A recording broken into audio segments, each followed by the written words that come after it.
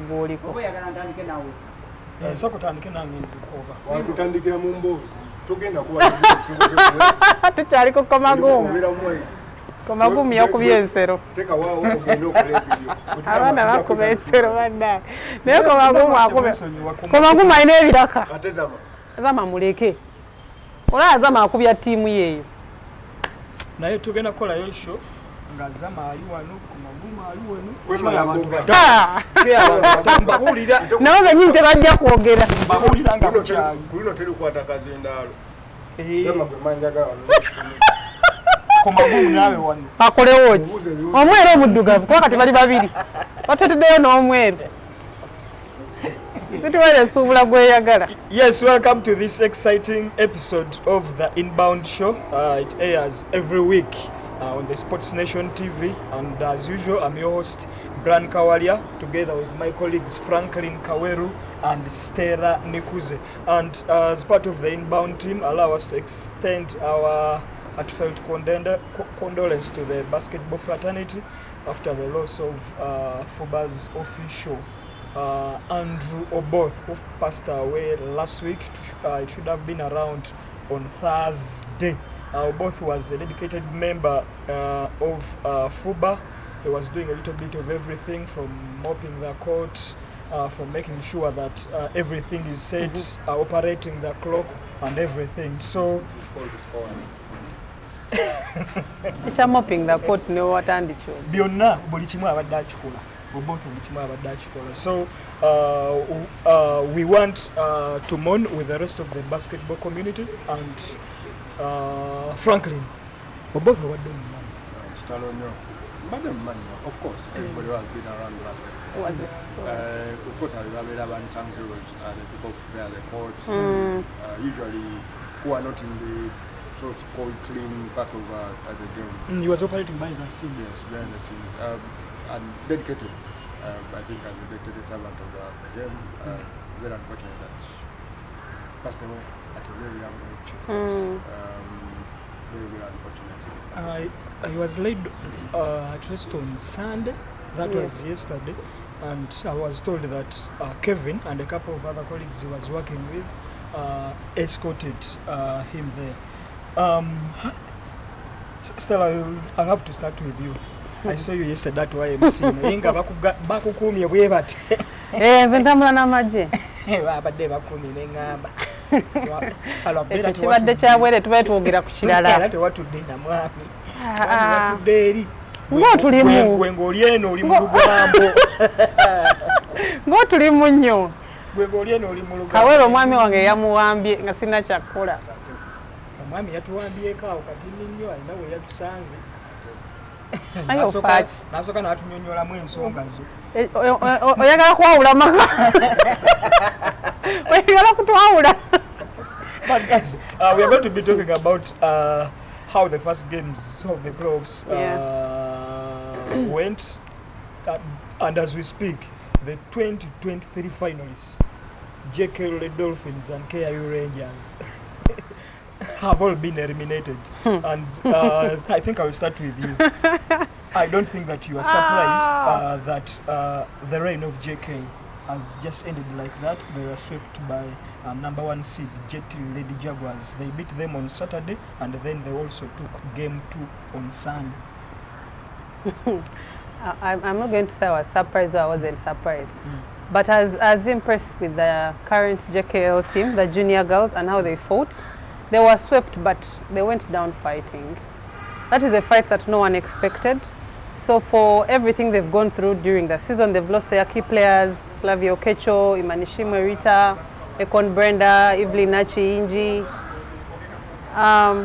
When they lost those players, it was a blow to the team.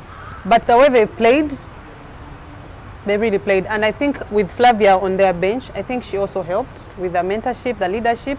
So for her, she's up for leadership. Kawera sobola okunjulira. Ne waba tayagala.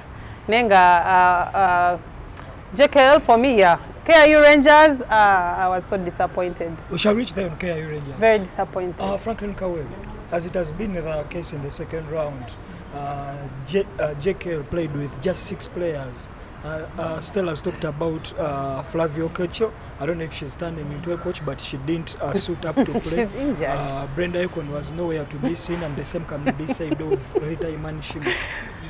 They are all that's injured. Not the fight that we wanted to see Jekyll go down with, at least. Would they have made a difference? A big difference. Yes, a big difference. A very because big we difference. also the game, their game one on Saturday. It was that close. I think they lost by how many? Kawel, those girls beat JT in the regular season. You know they can beat JT any day. No, they wouldn't have made a difference. Oh God. That's the honest truth. Oh God. I don't think JT's players, JT's problems are with the guards, for sure. JT's problems are on the front court. And all the players that you talk about are purely guards. I don't think at this point in the season you can rely on running as your primary source of points and your friends with that. Of course, you're going to get some bit of scoring from that, but when it is serious business and teams are going to set their defenses, it's always going to be difficult to score, for sure. But JT is always running. No. They play transition. Their guards are running everywhere. So when you say you can't run, I don't think the kind of running I don't know I'm talking about, you understand? I'm talking about Tamasha kind of running. who's running in an amateur way? When you're playing half defense. Who's running in an amateur way in JKL? No, I say Tamasha kind Hey, of running. Tamasha. Hey, Tamasha. You understand? That is the kind of transition I'm talking about. Look, there's transition that you play when you're spreading wings, because if you have some sort of transition and you have let's say Maimun and Abbas are going to one wing, one corner, and you have what's her name, the young girl going to the other corner. I think that is creating some sort of something to think about as a defense, because you have shooters in the corner who, by our standards in the league, are proven shooters in each corner, and now you have to commit a defender there, and then you have to commit another defender on the other wing, and create some sort of space in the middle that the person that has the ball can drive, probably failure upon distance, something like that. The way JKO run the ball is, the person who has the ball is the one who is going for that way up. Doesn't matter. That's why she was always going to find two bodies in the middle, you know, every time she went up. And the player that would have come, we know Rita shoots the ball quite a lot. Hail Mary is most of them. Flavio Kecho, of course, with no experience, she's a tad slower, you know. And so you cannot say that mix would have made JK better. Stella, let us try to look at let us try to look at the bigger picture, because I'm somehow feeling for the future of the franchise. The women team, to be specific. As a former player, I don't know if you have any clue about what's going on around the team after playing with 6 players and the other senior players not being able to show up. What do you think? What next for that team going forward? I think JKL is in the rebuilding phase. They're rebuilding. Of course, the senior players are still with the team. Whether they will mentor or lead, they're still part of the team. But some of the senior players have now commitments that are not even to be played around. Some of them are family people. So Rita Imanishimwe has a lot on her plate, but when she has the time, she will step up in JKL. Flavia Okecho, same thing. But for me, I think JKL is taking a direction of starting afresh. It is unfortunate because they are the defending champions, but every club has that phase during seasons where they have to rebuild. And for JKL, I think this is their time. So it's a rebuilding phase, but 2-3 years from now, I don't think we'll be talking about them like this. I think it will be a better team. So I believe that they're going to get there. The senior players are going to come back. They're going to bring better players. You know, I mean, team again, Where? Echaliwo. Yo weri. Kaweru yagala tugambe ogenda kujjawo jet eyo okubiri. No, sigambye. Jekere echaliwo. Of course, you know, in the circles where apparently the team was put up for sale. When stuff like that No. when stuff like that was a starts rumor, to false sneak rumor. Toja chaza freedom aberenga atunyonyola ndowooza one day one time naenda gulo samulabyeko. I don't know if just abandoned the team or he had other engagements. Ali busy this season abadde busy. Let us look at the other game between UCU Lady Cannons and and KU Rangers. It was second again, a 7th, so we expected, we are not shocked by the fact that UCU just swept KU, but UCU not needing Sylvia Nachituka, Matrina Nyango and the other Sylvia. They just got the job done easily. Look, if there is one decision that needs to be put, some discussion that needs to be started within the federation, is if we should revert to the 14 playoffs, especially for the girls, because we start around the semi-finals. Yes, start with from the 14, because when you look at the quality after the top 4 teams, it is very, very disturbing, because you are not coming to the playoffs and you're losing by 30-40 in a playoff game.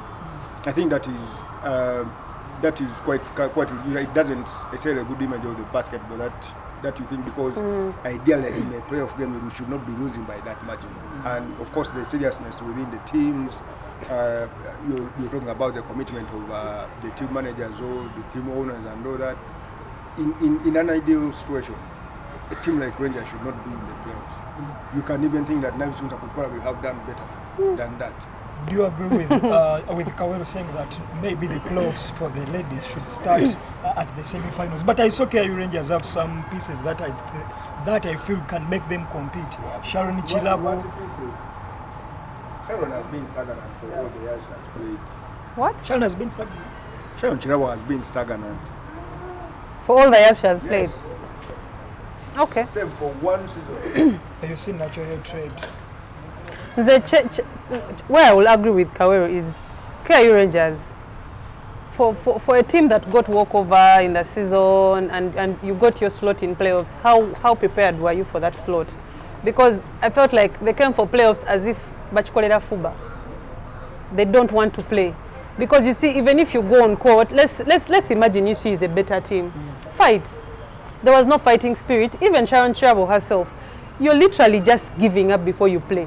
But the coach is rewarding you a whole game. This is a national team player, a gazelle. We need to see you play. Whether Carrera or Colodeo, but she's a gazelle. So, playoffs. Gazelles. Even if you're going to meet the best of teams or you've given up, mentor your team. She has young players in the team. First of all, Rangers, I've never seen a university failing to have a pool of players. Because a university that just gives bursaries, how can you fail to have a team? Cheria chindu cha KU gaba bursaries, you think? Abana tebaba bursary. Anyway, here's the thing. The way KU was roped throughout this season is that everything rotated around 2 players. Inez and Sharon. Inez was nowhere to be seen. She traveled. And now, that literally left 1 player. But again, Sharon made it so obvious that because Inez is not around, she's not going to play. The 2 games, Patricia Lado also not showing up. Exactly, it's what I'm telling you, that throughout the season, Julia Sutrama was focused on running the offense through the 2 players. Now, the rest of the team was pretty much redundant. Now they need to rise up. And that becomes a bit difficult. Because now Florence Nanyonga. Kati Nanyonga IQ at so matching UCU. Her average is about 30 minutes. She has played basketball, yes, but she's not been the first team of Rangers for years. So now all of a sudden, Alado, those were so many minutes. But because Namfuka Stella was a pivot also in rebounding and everything, she's also not around. For me, I feel like KU as a university was a disappointment, especially in the playoffs, because UCU didn't even have to use its first team.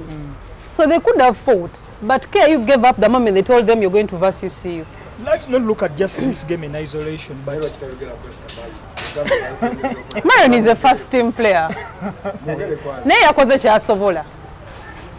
Yakoze 0 points across the 2 games Chasobola. Chasobola ne ebo kwabadde kukowa. Yabadde akoyo kuba free throw. So to relay KU as whole. because I remember they changed the strategy okuba nti baleeta abantu abatasomera ku university simanyi oba kyapplyinga ne ku tiimu y'abakyala naye lyeteeka bwe lyajja neri affectinga nnyo KIU Titans abalenzi nti baali bakozesa nnyo abazannyi abatasomera ku university kati from nowhere kasita etteeka lyakyuka bonga bo university kasita yagoinga that okozesa ba students affecting a team y'abasajja era kakati yaddayo wansi simanyi oba it's the same thing that's creating trouble for the ladies team. How did KIU Titans start? Or KIU Rangers start? What did it start on the background of the university, or it was somebody who is part of the university who was interested in the sport and then said let us pick this up and run that? From what I know initially, the university was not offering some sort of funding or bursaries to these people. Ideally, if you say you're offering bursaries, there is no, you can offer bursaries and then you don't have the best players. That's what I'm thinking. If they are really bursaries. If you have the student athletes and you're giving them an opportunity to learn, there is no somebody can go and recruit like that as the student athletes are available. No. That to me feels like it is marketed. Like when I was but it is not a rewards program that this is what you're doing at the university, so if you don't do sport, then you're not going to get that person or that. So that doesn't look like it. It is just I remember about 2 to 3 years back, you guys called us to a press conference. By you guys, I mean because you were part of KIU at the time. You were, I think, their media office at the time. The president, they unveiled the board that included the likes of Mark Sari, and you guys promised us heaven on earth, and you said that we're going to dominate African basketball. Summit temujiraba. Akati mwashifutinga mwada ku summit. Kati. Kyogere kolera abantu. Summit ye team kati. Ekole etya. It is on that path. Ye team ye fuba. Let's look at the other game. It was KCC beating UPDF. That was a game one with Maizaina Lokwame scoring 16 points. Now, when you say Maizaina, Chichi. He had me by the neck after the game.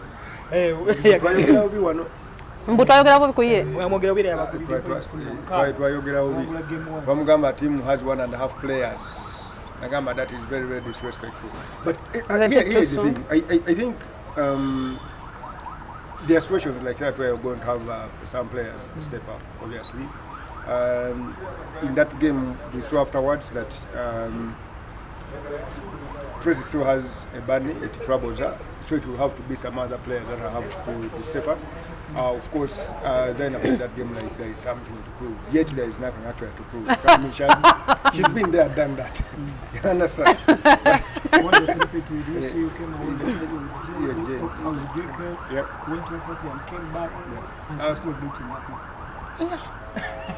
Do you see any way back for your PDF Lady Thomas? No. Oh no, that's very strange. Very strange. Kesegenda bakuba.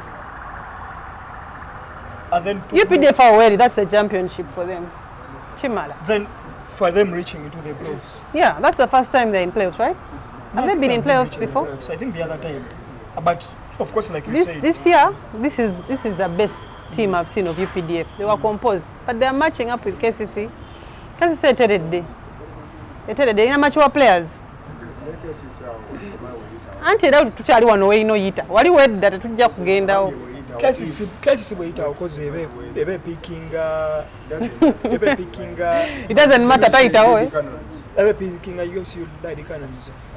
Kaweru yabakomeza dda mu quarters. Baba bayiseewo. During that match, maybe. Yeah, not to gamba. Gwe kubagala gwo single tegeera. Because I feel design about feeling that sort very well. What? Where aberanga basobodde actually Zaina played as a power forward in that game. In nakati ngabanya kuzanya small forward. Ataka abatasobola kuzanya small forward when she even played as a power forward in the game. Pretty much like that. But, I mean, she's bigger than the other players who play so-called power forward.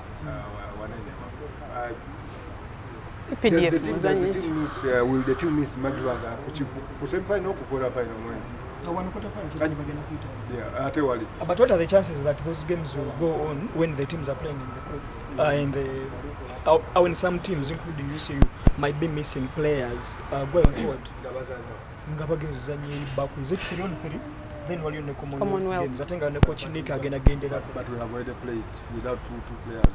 GT didn't have Massey, KCC didn't have Bagala, but they still played. But without coach Nicholas Ndatuerez and the other 3 players for UCU, do you think that they will allow to play? UCU had 3 coaches. I don't think they will play.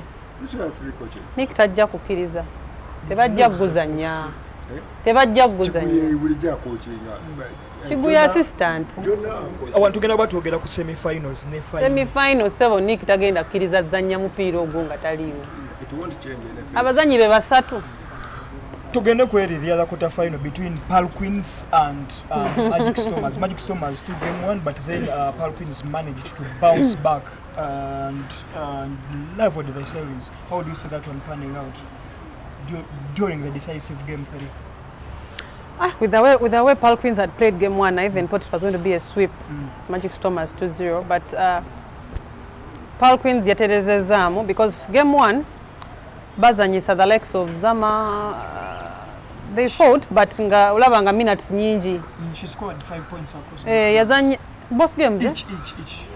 Kale yafuna obudde bungi naye kale si yekka. The rotation game 1 ya Pearl Queens yali shaky.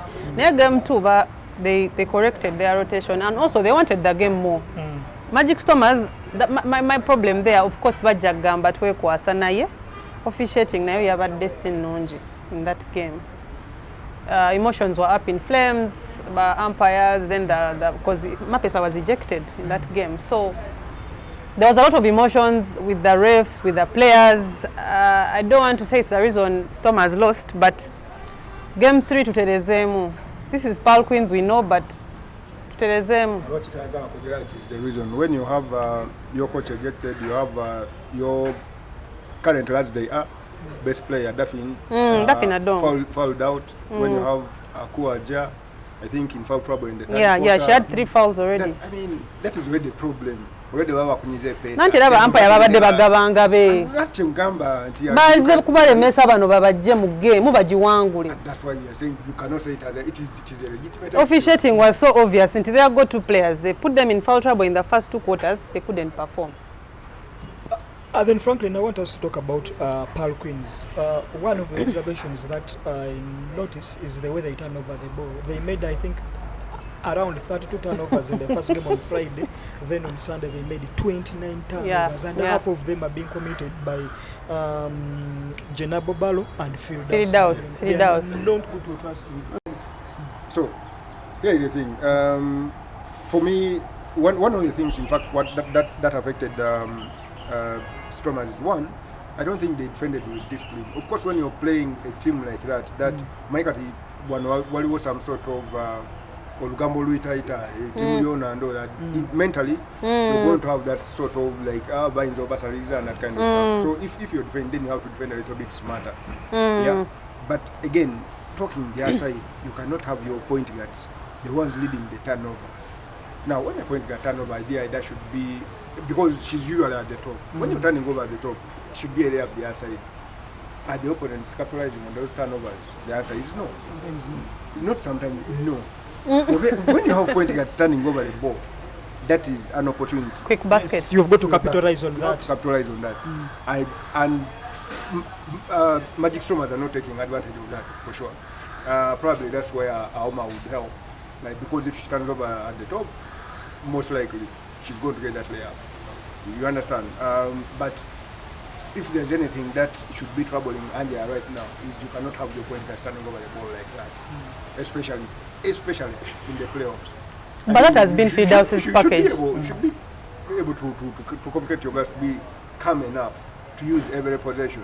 Not because you have the ability to run back and then recover, but still you come fruitless possession. Because that means like you had 30 fruitless possession. 30. If no change on the schedule, game 3 is on Friday, right? Who do you see taking that one? Game 3 Friday. I did Wednesday. Not Wednesday. Friday is KCC. Wednesday. KCUPD. Yeah, these ones are playing on Wednesday. Wednesday there was a valid one. Samani. Pearl Queens. I'm still leaning towards Magic Stormers for sure. I kind of want to build that they are going to clean up the act. I think they will come more aware. probably not like it's what is going to happen, but more way of also coach how has to the, be composed. whatever the officiating might be. At least that's mentally there. Now mental you have to preparation. come, thinking about that, and then you have to play a little bit smarter. So I'm still thinking Magic Stormers. Are you giving Falcons a chance? Magic Stormers, if Coach Mapesa stays composed, because I think he's also getting carried away too early. Emotions, you can't have emotions in the first quarter as a coach. Game webe genda kulema. So I think he needs to stay composed. Kataino kuanga. Kataino kuanga amanye chokola. You should be knowing. And here's the thing. When the refs give the bench a technical foul, most of the games that they are giving, they are very legitimate. Because you know by the rules you cannot protest. It is just as simple as that. If you need to talk to the ref, then you're going to call them calmly and then you talk. Guys, let's go to the men's playoffs now. City Oilers second seed, struggling to beat KCCA Panthers. In my opinion, I thought that was going to be an easier game for them, but they won by 8 points. But the talking point is Patrick Rembert marking his debut with 15 points. The Brown Komagum. Still at and the Brown Komagum, yes, there. No, look, this is not a game where that performance generally send shockwaves across the division. What do you mean shockwaves? Look, I don't think a player is going to come into our league and say, I want to kind of show what I've got against KCCA. Especially that what you want is really to feel what the local game is kind of like. You're feeling what YMCA is kind of like, because you haven't played there. Anyway, in terms of, I think the rivalry, he was calm. He was not kind of looking to force anything. He was trying, of course, to milk fouls with drawing contact and all that. Of course, referees got in control of that early enough. And they did not kind of give that what you call superstar treatment, if I may put it that way. So I think there was control. It was not a game that you think would test a new player. And in my head, I did not think this is a game that is going to put any of Oilers new guys on a test. Then Yoko Magul managed just 2 points, but I think that was not just Akomagul's fault alone. All their big guys. Joel Kaira also 2 points, Landry Ndukuman also 2 points, and I think Titus Lual managed just 3 points. I don't think, do you feel that might affect City Oilers going forward? They might skip this KCCA hurdle, but if their big men are not delivering in terms of scoring. That's true. The big men of City Oil, actually City Oil, I think has more big men. Okay, with non-Blazers, but they're not going to meet Blazers yet. So for now, the big men have to dominate every club they meet until the finals because they have mismatches. City Oil has about 4 lethal big men, but they're not capitalizing in the paint. Tochijawo. Kati Kairo yagala kumujja ku mbalito. Tukireke tukijje ku Komagumu. Ogambia this I tell you one point but them play 2 points, 3 points. That is not Auntie, they did step up that game, but they are lethal. Techibajjako. Osobola bana 0 points. Ati Kawero alese obusungu. Ate ng'abaana bali lethal. Titus, Kaira. Let us put words in the right places. Kale, they are tall guys. They have tall guys. They have tall players. Actually, so Kale tukireseewo. City Oil has tall players that can lay up easily over. No nyengeri. Nayenga bambi nedda the big men. City Oil has to win the game with the big men. Kubanga Banza, Fayed, they can only do so much. Omupiira gwina yingira nnyo mu paint. Naye to hear that 2 points, 5 points, those are points bafield houses bandibadde bateeba ate so abena mu Bakaira. Look, here is how I look at the modern game, and it's not just locally. Modern game like world over, there are not very many teams globally that kind of depend on their big men for scoring. I think most of the big men globally mostly for 2 reasons. One is rebounding, of course playing defense, and then making sure to help with court spacing. And that is the most important thing that you get with, I think, stories as big men, because they are smart. That's most of them. And then, of course, we know one Kaida is the most agile of them all. Okay, he's the one who's kind of going to use a bit of... Not Landry. Yeah? Landry I said a bit agile. Landry is a bit slow now. He doesn't move. He uses it more than his body. Okay. So because of that, so the person you're going to rely on to do a lot of don't work, quote unquote, is Kaida. Now the rest of the guys we have known Titus plays around the perimeter. Big man who plays around the perimeter, basically outside, is not your typical big man. Of course, Landry is about creating space here and there, passing and all that. Like he has very many attributes of the game. So you're not going to expect him to kind of do a lot of that work down. And when you look at it that way, I think you have Faid who can score. Of course, you have the wing in Nava who can run and score. Of course, Banza hasn't played the Banza kind of game almost this whole season. Of course, he has been facilitating and all that kind of running the play, but the plays. But as a former MVP, if people want kind of scoring, you're most likely not going to get that. Of course, with Rembert coming and maybe Robert joining as well, probably in the next game or something, or as the series continue. These two Oilers, what big men to Babanja right now, there's not. No, there's not any sort of incentive right now until you need your big men to get in the middle of... No, we don't need much, but you can't come out with 2 points. What I'm saying first is that big men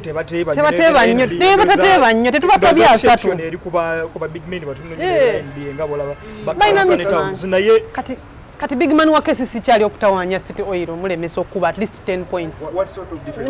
What sort of defense was? But I mean, KCC are playing. If they are playing as well, it means that ball is not going to go down. No go agalayo. Era mugenda sigala we. That's why they were getting more points on the drives in attack, trying to attack that zone of theirs and then get the points. If you're saying that hey, later go take one mongalo and then. Franklin, mbade njagala twogere ku depth ya City Oilers kati nga Patrick Rembert azze twalabye ne Jermaine Roy back teyazanye but he was there in attendance giving everyone assurance that ajazanya final walimu aba Blazers abesunze ekikopo kye alinze final soke mubeere nga mulindako sebo nange sigambye njogedde bwogezi mmwe abali tojjayo kaweeru tojjayo it is okay Timujewagire bulungi. Because kati alabye bana ono mwana wa bano ba allowing kati bazanya at this time of the playoffs kati bana asobola kuzanya byeri mu maaso. And you talk about the squad depth, but when talking about squad depth, you also have to talk about the quality in the depth, not just having the squad. Bench. Look, playoffs are played by 8-9 players, really. That's the honest truth.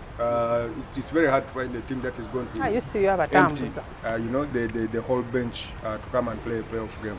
And that is what is going to continue happening anyway, even with Oilers. The thing that we know, or we have known with Andrew, is that he doesn't take any game for granted, for sure.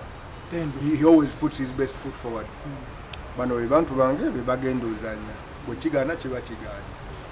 It's just as simple as that. We know when it comes to guards, Kastova, Kufayed, Banza, the next person you're looking at on the bench, Mkwanogo. Take it.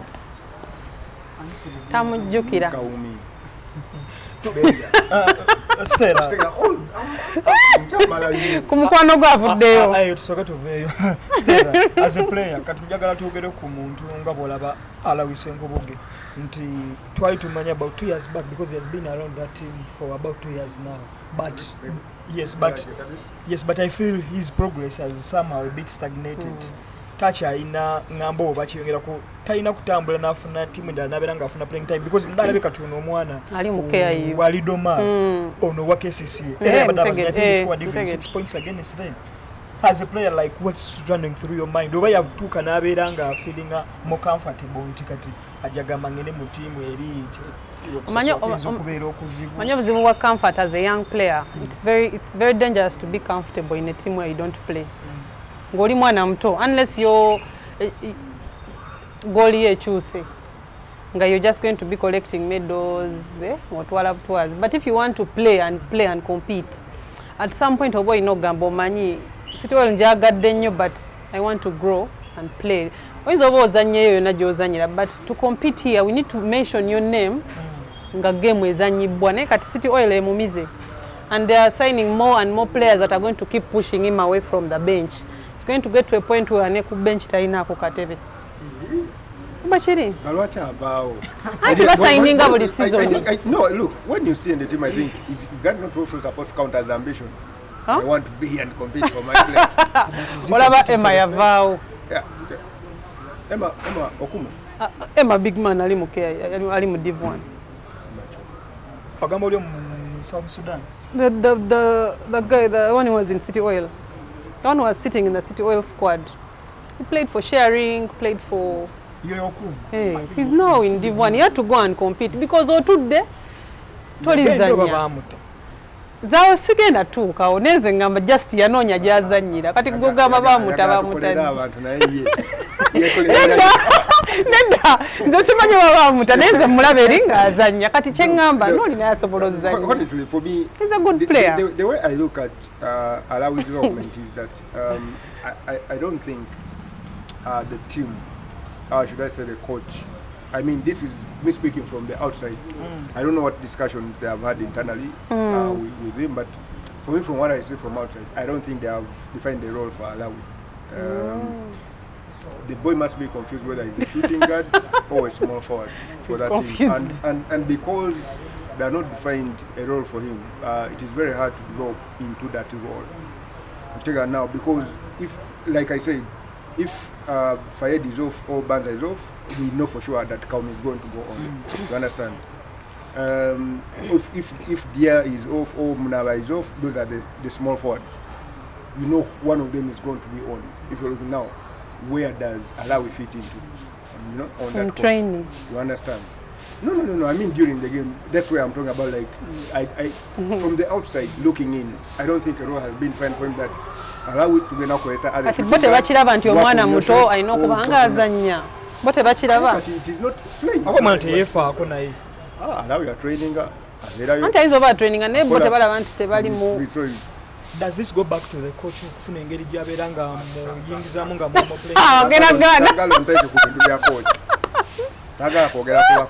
because I know your reservations about him. Yeah, no, I don't have reservations about the coach.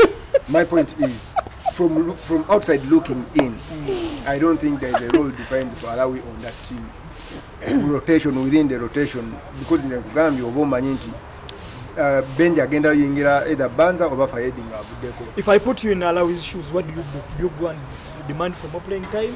If you don't go and talk to the coach, you don't demand for playing time. You have a conversation with the management and the coach. What is my role here? Like Abaji Mugamba da. Ati kachemgame chukati why not sola kogera ngo muntu amanyi because one I've not had the conversation. Is a team manager. Neither have I had the conversation with the coach about how they intended to use the ball. You understand? So for me, it's just me outside looking in. For you to lava, Omana does not have to find the role. Tugenda ku seri eri endala. Blazers beating Jeti Jaguars 77-60. Nyambo Fataki was the difference. I don't know what you can make of Jaguars' performance specifically because I thought that even the losing margin could have been bigger, but they competed in some phases at least. Actually, Jaguars were the underdogs coming into the quarterfinals with Blazers. But the way they put up a fight, I want to think the long break also affected the Blazers' rhythm because players like Obleng didn't step up, and yet he was pivotal in the regular season. But when it came to playoffs, maybe there are players who are not, when it comes to playoffs, they panic a bit. Obleng didn't really play to his potential. And the likes of Moses Mugisha also didn't play. Atawanyoto. 0 points for Tony Dweleba. But he was composed. He actually controlled that game. In fact, Tony Dweleba was... he's a point guard. He's a point guard. His job was done well. For a team that was not well balanced yesterday, they didn't play to their potential. But now the person that was keeping them, Tony Dweleba, Innocent Ochera, and Nyembo, they played. Even if they were not having the best of days, Of course, you can't compare them to Jaguars guard who was dominating. Every time he got the ball, he was fearless in the paint. Yeah, he was really... Him and Agas. Yes. Let me put it this way. But I'll start from the Jetty Jaguar side. I think everybody in the league, all around basketball, knew they were very poor during the yellow jersey season. So if there was anybody who needed to kind of offer some sort of a resistance or reassurance, it was the Jetty Jaguars. And the way they approached that game, they played, for the first time, they played like a team that wanted to win a game of basketball. Right from the start. They defended quite well. And even on offense, they played quite well. I think for like 3 quarters, I think they ran their structures very well, defensively and offensively. Now, what happened was that when you're playing against a good team, it doesn't have, even when you play at 100%, that is not good enough to beat a good team.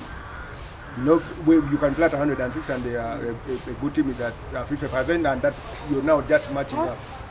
All a good team needs just to be changing, because it took just 3 possessions for that game to change in the fourth quarter. One stop, you go score a layup, one stop, corner 3, and the game all of a sudden went one side, a game that had been close. Of course, the score does not show like the whole story and all that, because Jetty Jaguars competed for 3 quarters, played very well on both ends of the ball by the way. Now, and then the boys were separated from the men in the fourth quarter. A good team. Nera Jaguars singa bwetyo bwe badezanya mu regular. For you to win, you need to play at 200% to win, because all they need are just 2 moments. Jaguars you talk about Tony not being able to score and all that. Upero Zanya team that Tony goes off, Jimmy comes on. Like, what do you do?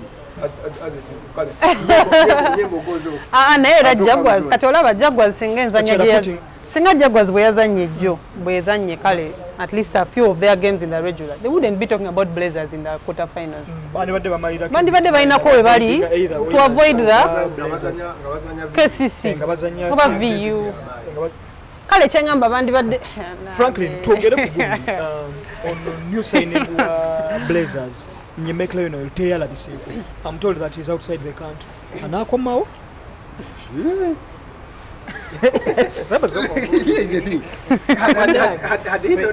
Blazers tuyinza okutya amangu. N'ataddamu kulayikako. Had he not played the regular season, I would be worried. Naye yazanya ku regular season. Yajja ndowooza debut yagirina ku Victoria. Abazanyira wasina kivugo sezo games bazira nakivugo nabakuba points 17 nateka on the rebounds yazanya bulungi actually kakati ate kyamuziza. If you were not worried about the people had not been here throughout the season, are you getting worried about the like guy which was people already nga chechi mkano okudda on paper nalabyenga Oilers kati etereddemu nga owa Blazers ayinza okweraliikirira mu naddala nga some games ezimu kati nga bwe twalabye no ku playoffs abazannyi abamu tebashowing up as expected. First one about Res Life. Why are you running ahead of yourself? First one about Res Life. Aba Oilers. Also mate. Whichever comes. Kyogamba Oilers erina eggumba omusemizi ery'okuluma. Twogere ku game. You don't run ahead of yourself. Twogere ku by the way, but they are going through the playoffs. Oh, yabasuubiza Kwembat. Bwe mwakola na interview kawo. Tetwakola interview. Kati fa bakozesa ku Instagram tuba tubiraba. Bateka ndo kapost kagundi Tony yateka ku post awo Kwembat n'agamba Oilers is going to slip through the playoffs. Nga yera bubi. Era mu mulinde kano kyabadde just to Fe tujja kumujju. Nga ali mu kutuyanira ku KCC. Kyabadde who was the top scorer that game? Ezo points ezo points nempoza abadde azikuba bigi. Ate kati oli kutugamba kati omeshoninga otya anti era wangamba points abana bazikuba ngezo points so ekyo points tukireke eno import guys tugenda kweri taye dala wakati wa UC tugenda ku UCU ya mu game yayo yabadde kuba Victoria University. Franklin, we talk about the other series between UCU and Victoria University. We saw Victoria University winning game 1, that was on Friday. Then UCU bouncing back. They didn't even have Jimmy O'Team, who got an injury in game 1, but they managed to get the job done on Sunday by love and series. Yeah, you know how you say that a blessing in disguise. Maybe Jimmy getting out was kind of a blessing in disguise. By the time Jimmy went out in game 1, he had scored more than half of the points for UCU.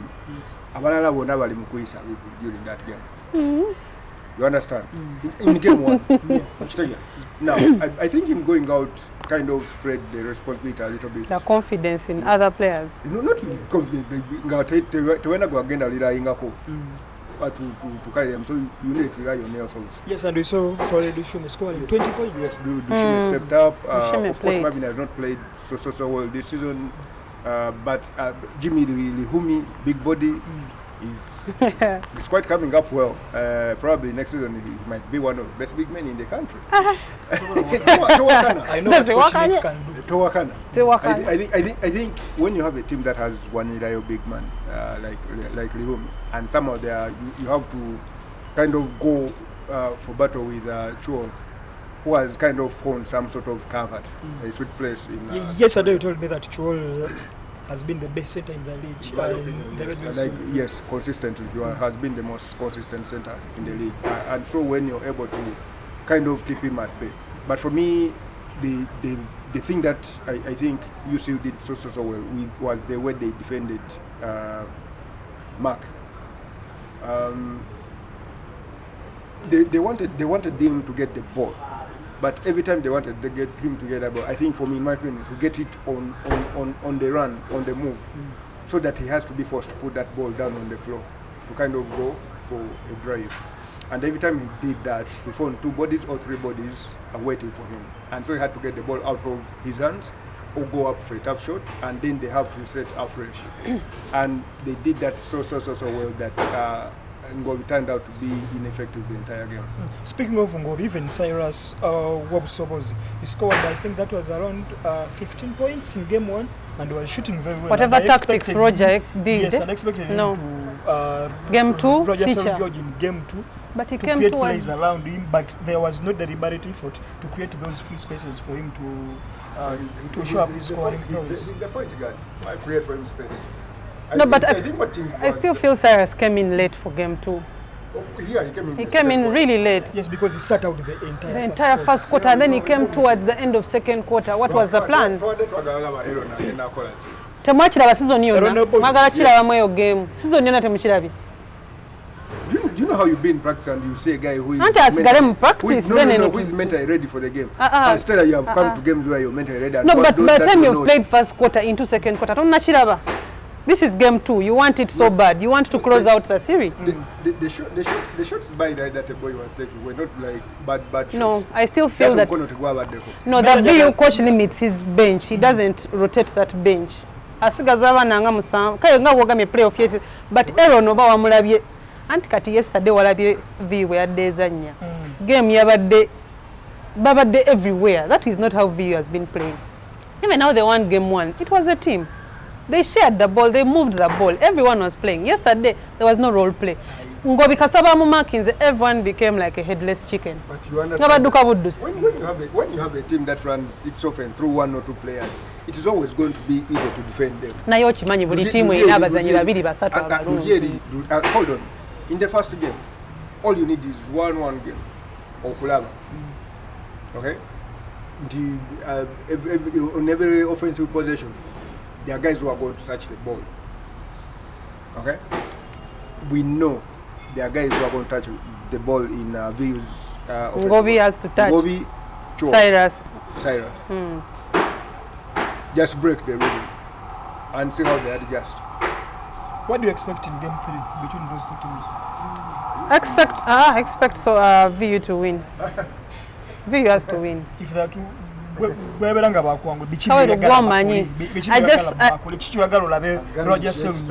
Nze njagala abazannyi buli omu addeyo mu role gy'alina. The role you're supposed to attribute to the team. because now a player like Cyrus has to come on and point the ball. Kati Ngobi bw'omulekere yo load. Kubanga Ngobi had to bring the ball first quarter. Ngobi bona mulemeza nnyo ku mupiira ate nga alina n'okubuuka ne rebound amala agwireyo big man amala yooleno. Cyrus should come in. Olaba nga Drileba bwe yabadde. Cyrus's role is to just calm down the game because he's a shooter, he's a scorer, and he's also a team player. Let Cyrus play the game. And then the big men of VU need to be more aggressive. Or your big man, why you see yabatawanyizamuko. And I felt like the big man of VU, just number 20, he wasn't really in the game. You don't box out. As a big man, you're the center. You need to box out. That big man you're saying of UCU just needed a big man to box him out, stay composed. But he kept jumping everywhere, and then they are playing the refs. But if you box out a big body, they become a small body. You weaken their knees. It's called big body for nothing. But big men never be but rebounding one of Jimmy the Humi, a big body. Tochigasse nnyo. But surely Tochigasse nnyo. And Kati, now Gamian, Chol is always going to get his. Okay, what you want is to kill on. And that, look, you see he's a God's team, surely. Bona. You see you game 3 yazze tiddemu. Ngemanyi Jimmy taliiwo katukoleshe tusobola bagenzo laba bakuba. Kati game 3 they were well coached. They were ready for that game. And they will be ready on Friday. I can tell you that. You can assure us that. Yes. Then hold on. Game 1. Did you guys see how VU celebrated that win? Game 1. It seems that we are not expecting to take Did you? to at least win a game from the series. The university games tozinyongera manyi anyone can win. There was a little bit of excitement. That was actually na yogera ko ne coach ngamba abana bagambe te bakanyu. Osanga university derby. Bawa basanyukemu. Basanyukemu. VU has been around for how long? Kati eresanyu Rangers teyaliranye. Kati basanyuke. Make a turn. Ate yo nayo jita university derby. Kuyuseyo. Ate wazite ziriwo. Tewali ndala eriwo. University kyendala emwenyigamu. Yazalibadde ndowooza nnyase. Final si final bbiri. 2015 ne 2019 final kyenda. Oba nze erabidde amangu bannange. Ani gwe bakubaluli? Tandika obalangode. 2019 na 2015. Tandika ako 2025 bakubani. State Oil nani?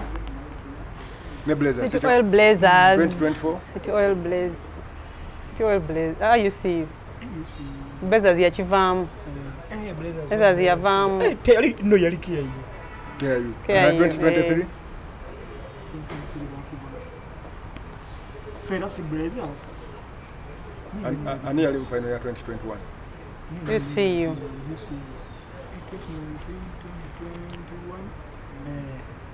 But anyway, tutunulire the other series between Summit and Resilife ya Kaweru Saints. Resilife just edged that one by a point. Si yange.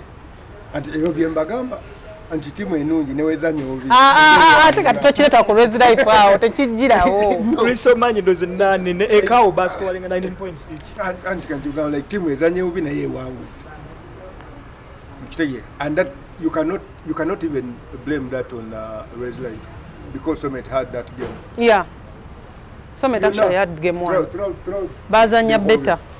You understand? But timu ebere nungi. Aneda. You need that one stop. Ojifuna. I think Summit just needed to close the game better. But kati free throw bimanyi. Towards the end. I don't want to be an excuse of missing the free throw. Free throws nyembo wano zamutabukidde mu Blazers. Kati tosobola mu ratingira awo. Me as a player. They need to close the game better. Omuzanyi who knows you're going to go to the line in every game. Ani ageze ku line ono mukongo. Ozias. You know you play inside. You know you're going to be fouled as a big man, and you can't work on your free throws. Anti hoop je bazanyirako sija training irako. Atenga lady team ya wangu irako free throw.